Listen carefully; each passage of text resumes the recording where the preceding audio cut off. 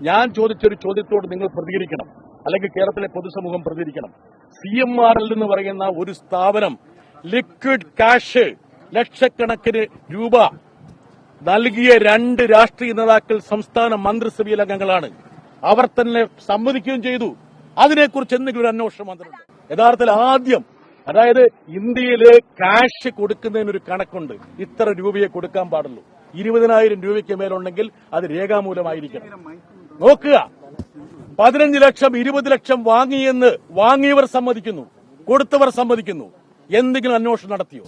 അതേസമയം നിയമാനുസൃതമായിട്ടുള്ള ഒരു ബിസിനസിന്റെ ഭാഗമായി നികുതി അടച്ചു വാങ്ങിയെന്ന് ആ വനിത ചെറുപ്പക്കാരി പറഞ്ഞു. അതാണോ ഇവിടുത്തെ ഏറ്റവും വലിയ കുറ്റകൃത്യം എന്ന് പറയുന്നത്? അന്വേഷിക്കുന്നതിന് യാതൊരു തടസ്സവുമില്ല.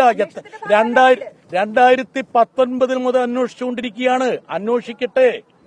അതായത് സഖാവ് പിണറായി വിജയനെ പോലുള്ള വളരെയധികം ബഹുമാനം ആർജിക്കുന്ന ഒരു വ്യക്തിയെ കളങ്കപ്പെടുത്തി അപമാനിച്ച് ടാർഗറ്റ് ചെയ്ത് ഇതുപോലുള്ള മാധ്യമങ്ങൾക്ക് ഇന്നലെ തന്നെ ചോർത്തിക്കൊടുത്ത് കുറ്റപത്രം ആരുടെ കൈ കിട്ടാൻ അർഹതയുള്ളത്?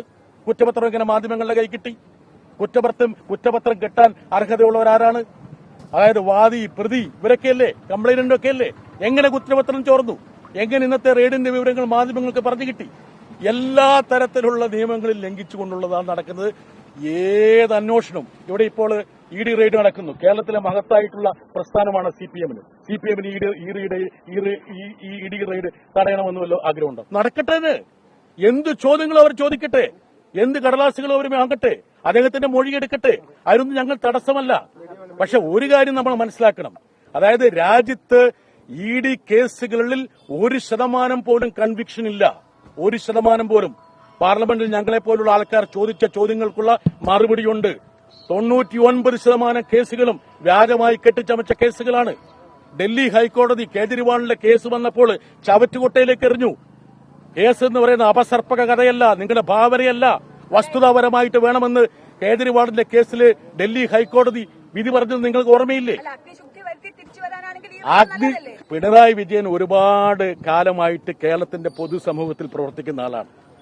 ഈ അടിയന്തരാവസ്ഥക്കാലത്ത് ഇന്ന് കേരളം ഭരിക്കുന്ന കോൺഗ്രസുകാരുടെ നേതാവല്ലേ അദ്ദേഹത്തെ അറസ്റ്റ് ചെയ്ത് അദ്ദേഹത്തിനെ മർദ്ദിച്ച് അവശനാക്കി അദ്ദേഹത്തിന് ശാരീരികമായിട്ട് ഇല്ലായ്മ ചെയ്യാൻ ശ്രമിച്ചത്?